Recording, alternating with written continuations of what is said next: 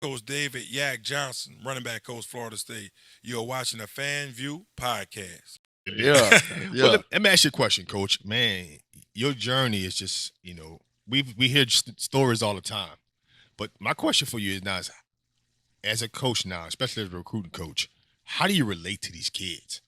Like, talk about the differences between when you first got into coaching and the college level to now in terms of relating to these kids. Because obviously, when you first got into this game, social media was still very in its infant stages. Mm-hmm. But now we at this stage where we got NILs, we got social media you got kids posting their top 25. You got kids that's verified before they even get in college. Yeah, they got kids who's verified with the blue check now, on IG, TikTok, Snapchat, you name it. Talk about how do you relate to these kids in today's marketplace of recruiting.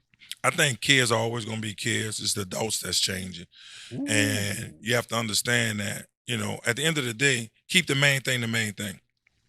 I don't care how many times you got verified, if you got your top 25, top 36. At the end of the day, it's going to be about fundamentals. Are you willing to come to the school that I'm at?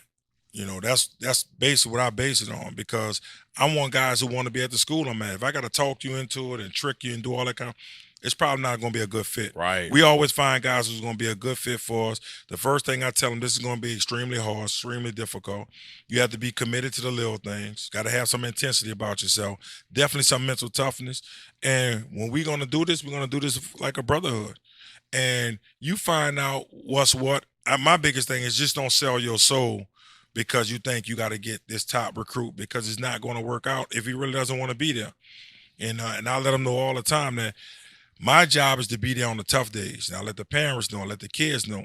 Every day is not going to be a good day, at Florida State. That's just a part of it. We're going to have some hard days. Yep. And if we don't have some hard days, something wrong. And if 5 years from now, if I'm only talking about football plays, I failed you. So I try to have high conversations with them.